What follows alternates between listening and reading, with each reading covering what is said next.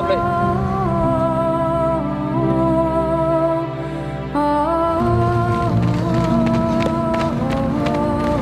More one flat.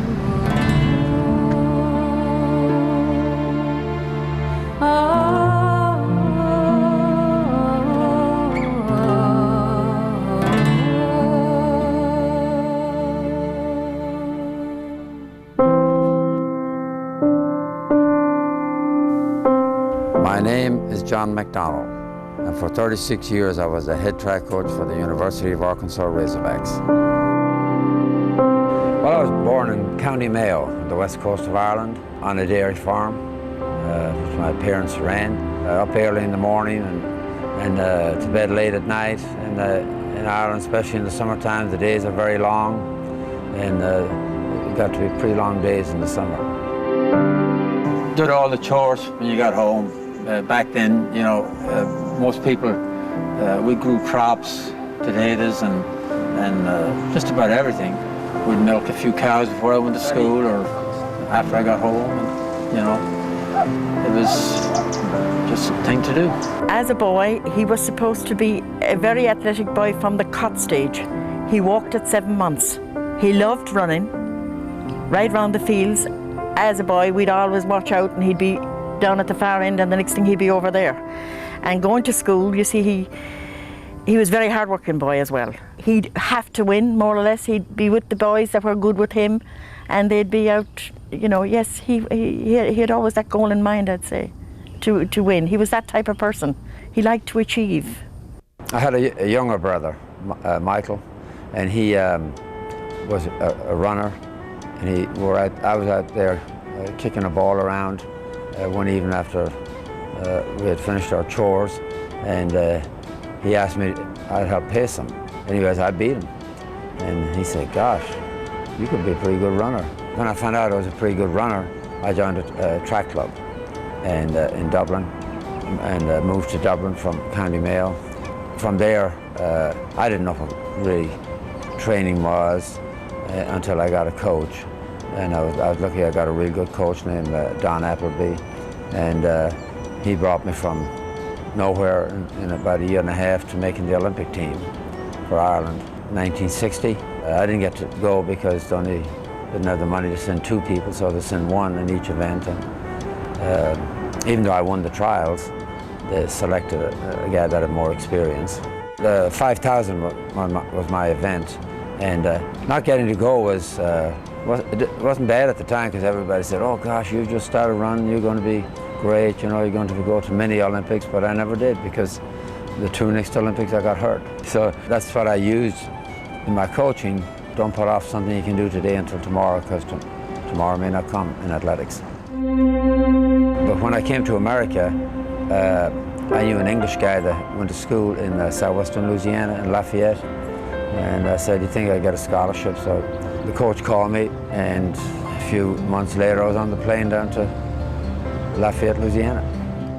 So when I got home, back to Lafayette, they took me out, and the track guys did, and I said, they said, "Do you want fish?" And I said, "Absolutely." And but after a while they came out with this big tray of all those little guys with eyes and things that was sticking out, which was crawfish, I found out later. And I guess I really insulted them, because I said, I want a hamburger. I had a good career there, and I guess the highlight was in a 2-mile race in 1967. I beat Jim Ryan, who was one of the top milers in American, probably still maybe the greatest American miler. So I was fortunate. It was a real hot day, and he wasn't as used to the heat as I was, I guess, at that time. So I beat him in a 2-mile. So that was probably my highlight down there.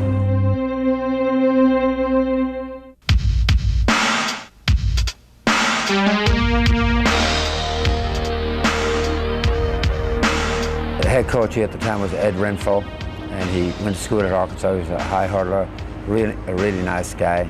He said he'd pay me $2,500, and I could take the cross-country group, and that would free him up to do the hurdles and the sprints and all that. Ed Renfro checked around and got me a job out at Greenland High School. So and they would let me off. I wasn't supposed to get off until 3:30, but I'd get off at 3:15 and come in here, meet the guys, the distant runners at 3:30, work them out. So that went on for 5 years, and I was quite happy doing it. I was making a good living doing that. But then after 5 years, got the head job, just like that. Cross-country sport is in the fall, and I'm practicing. I'm the football coach of the Razorbacks, and I'm practicing every 5 days a week. And I would see John McDonnell with his cross-country runners coming out of the football stadium, running up the hill on the west of the campus, and he was leading them. And I thought, well, he'll just lead them a little bit. But all of a sudden, about an hour later, they're coming back, and he's still leading them. And I said, if he can lead by example like that, he's my man. John ran with me every inch of the way, and a lot of times I wish I was with the rest of the guys, because he'd be out there pushing me.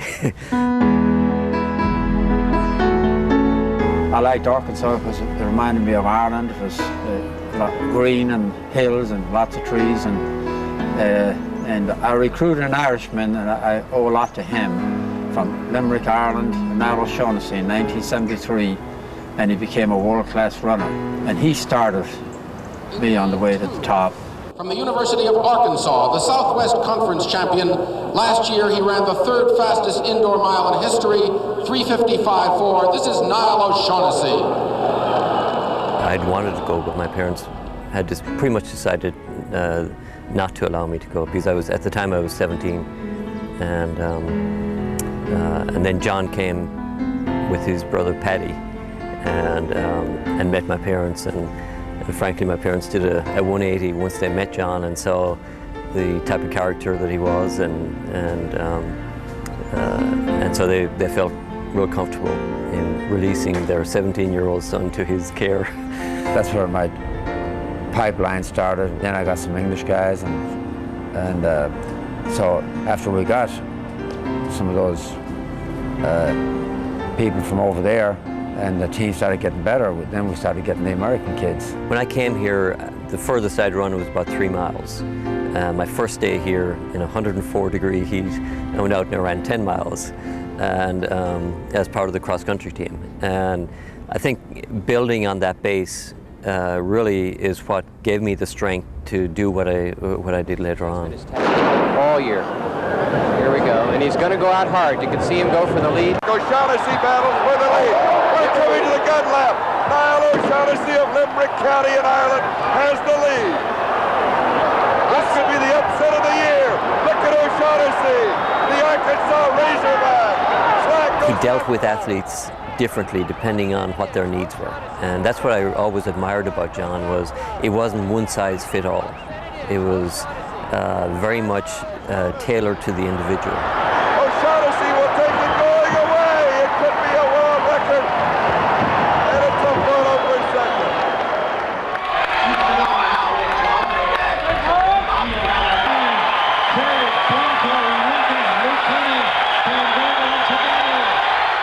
Every race that I've done well, he seemed to have nailed it on the head. My first year out of college, I beat the Olympic champion. Actually, in college, I beat the Olympic champion just because he told me how to do it, and I did it.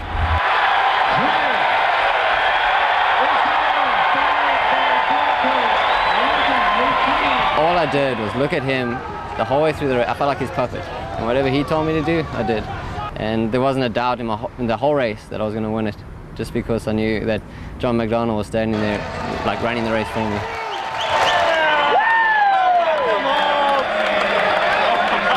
Everybody's an individual, and no two people are alike in this world.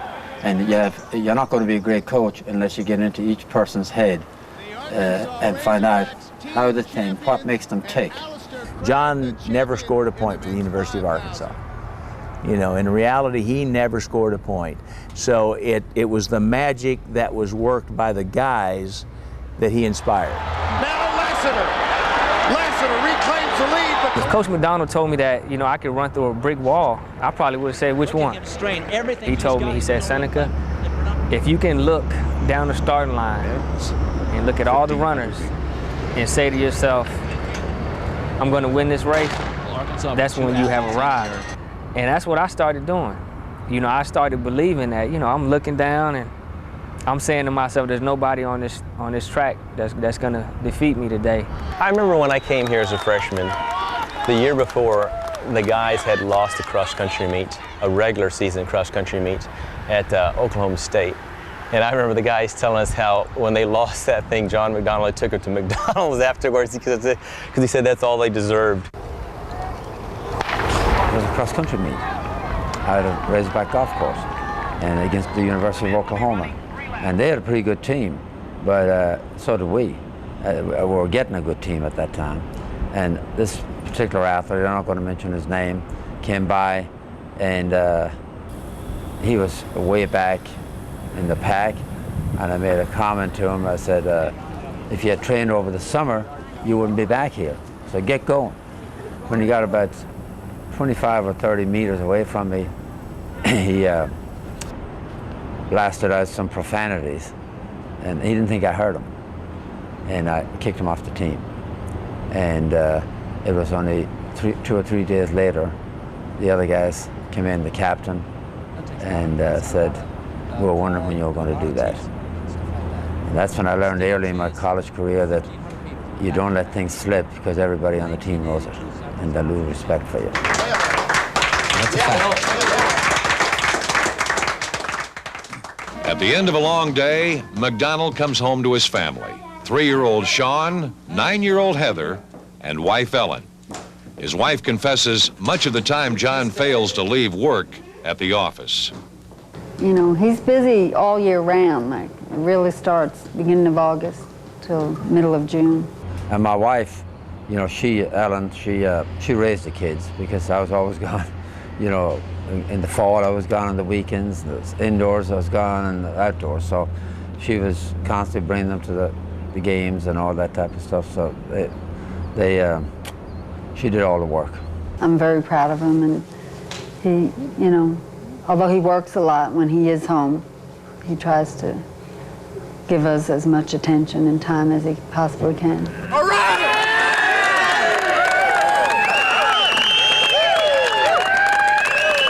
This is what we've been waiting for all year, the Triple Crown.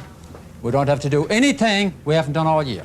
Just go out and be ourselves. If I could just win a national championship, that was always in the back of my mind. And I remember being up at the Cobo Arena in Detroit. That's where they used to run the NCAA at that time. Watching Texas at El Paso put on a clinic in track and field. And I was leaning with my back against the wall up in the stands, just watching, my arms folded. And Texas El Paso was just, every race they had guys in it just going crazy. And I said, if I just could win one, you know. And I think it was 4 or 5 years later, we won it. But you know, Mike Conley had come on the scene by that time, and you know, it was beginning to steamroll.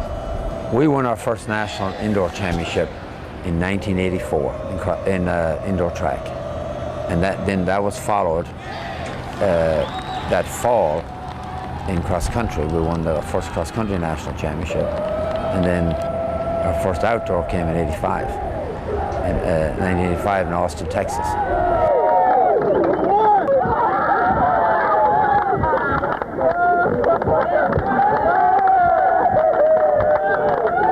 So by us winning the first one, you know, we sort of created that roadmap for him. And I can guarantee you, knowing him like I know him and his coaching staffs, everything we did up to that point, before we won that first national championships, he duplicated it time after time after time after time after time.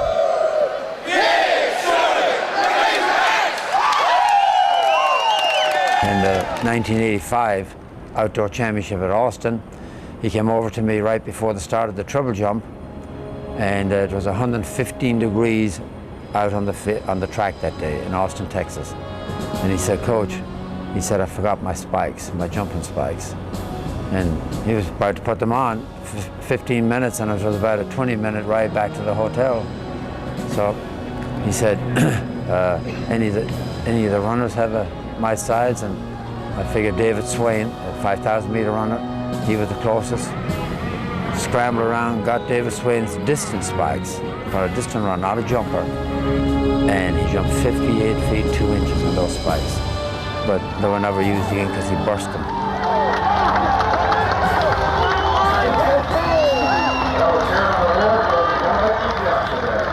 It is an individual sport, but when you have a bunch of great individuals, you also got a team. Every team meeting, Coach McDonnell comes in and he tells you what he expects from you. So there's an event and he'll name who's in the event and he'll say how many points. I don't care how you get them. I don't care who wins. You know, I don't care who beats who.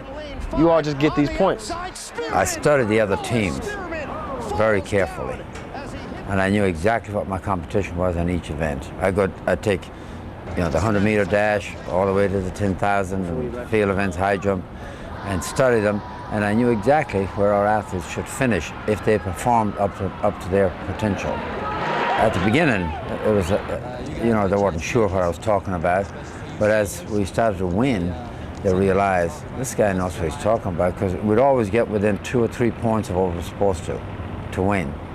John was always more like my dad. We've stayed close ever since I've left here, and you know, letting him down would have been just like letting my parents down, and I didn't want to do that. Well, Randy Stevens was from Birmingham, Alabama, and he came here and he had a nickname, Mongo, and he acted that he was a tough guy. He didn't mess around with Mongo.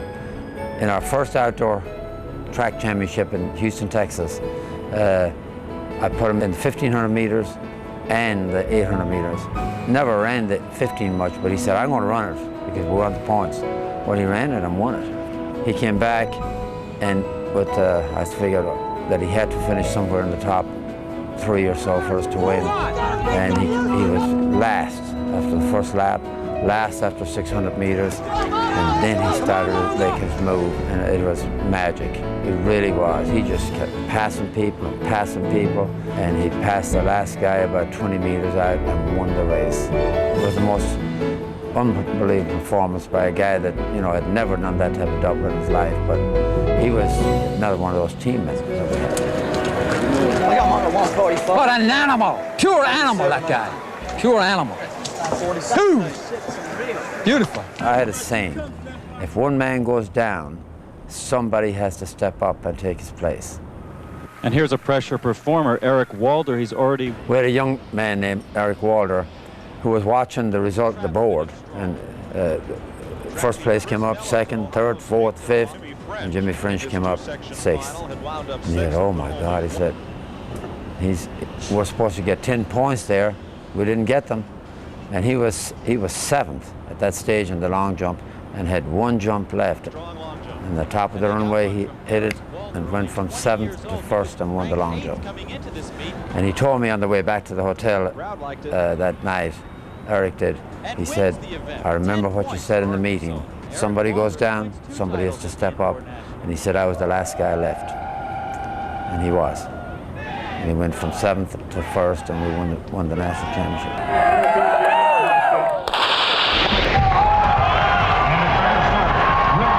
In some ways, Coach will know you better than you know yourself, and tell you you're capable of things that you might not have thought you were, and that's how he changes people's lives, and that's how he that's how we end up in places we never thought we'd get to, you know. And then next thing you know, he's got you doing big things. The fastest time by an American this year, Daniel Lincoln out of Arkansas, the national champion. Daniel Lincoln is another one of those story guys that came in here, walked on, and walked out of Arkansas with 4 national championships. When he set that American record in the steeplechase, he actually was half injured that season. He had an Achilles problem, and but he still set the record, and he was one of those guys that, and is, one of the toughest guys I think I've ever had. You knew when he stepped on the track, he was going to do exactly what you had planned for him. And I love those type of athletes.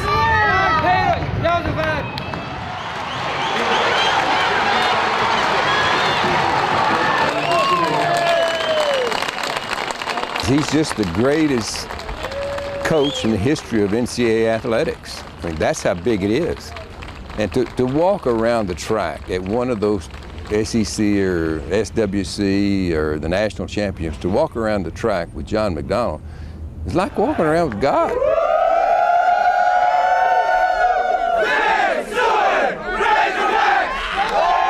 When you do win the Triple Crown, and that is cross country, indoor track and outdoor track, it is a great achievement because the same athletes, especially in distance running, compete in the 3 championships. The sprinters don't, or the jumpers.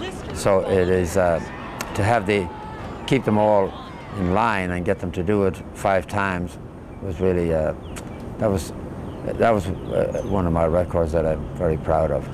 I also want to extend a special welcome to my friend who this year became the most successful coach in the history of intercollegiate athletics, John McDonnell. I think the greatest honor was to be invited to the White House. And we set the record of the most national championships, and it was nice that President Clinton, Bill Clinton was the president at the time, and Hillary was there, and to know those people, and it was really neat to get, you know, when we arrived there at the White House, they called the hogs, they had all the congressmen and senators from Arkansas was there, so that was special. Historic achievement. I want to give you this presidential commendation for doing something no one ever did before. Thank you. One for you and one for the team.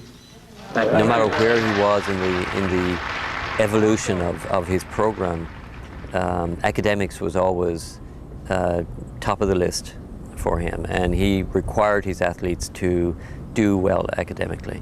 Well, first and foremost, when I got here, Coach McDonnell told me that I was going to get a degree, and that was the main thing, that I came here to get a degree first, you know, and run second. And he always pushed that on me, and that's one thing I can honestly say about John. He really does care, you know, about our education and life after track and field. I've always said that there's life after track, you know, and the life is that you have to make a living, you know, and if you don't have an education, it can be very lonely. You could win the gold medal, and you can't eat it. You know, the greatness of Coach McDonnell we're talking about now, but we really won't truly have a perspective of that, I'd say, for another 20 years. So I think history will show itself 20 years from now that without question, he's the greatest coach of any sport in any history as far as we've known. It truly is an honor to be here tonight with all of you to honor John McDonnell.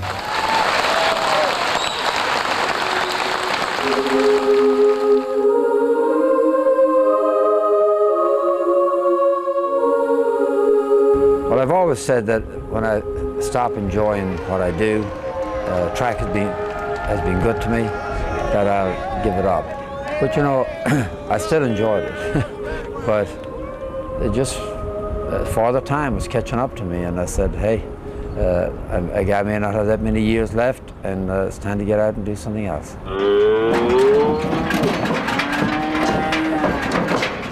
My ranch is in Veneta, Oklahoma, and I run beef cattle, not dairy. You know, I started off with 28 acres and then sold that up more and kept rolling it over, and started in the cattle business about 20 years ago. So I've been in it ever since, and I love it, you know. You got to be born into that type of farming or cattle ranching, and I was. In other words, it was in my blood. We're all given a talent in life, and I guess coaching was mine, and I found my niche, and that doesn't make me any better than anybody else. So I consider myself a simple person. You know, I'm not a ego, never had a big ego, and I think that helped me in my coaching too.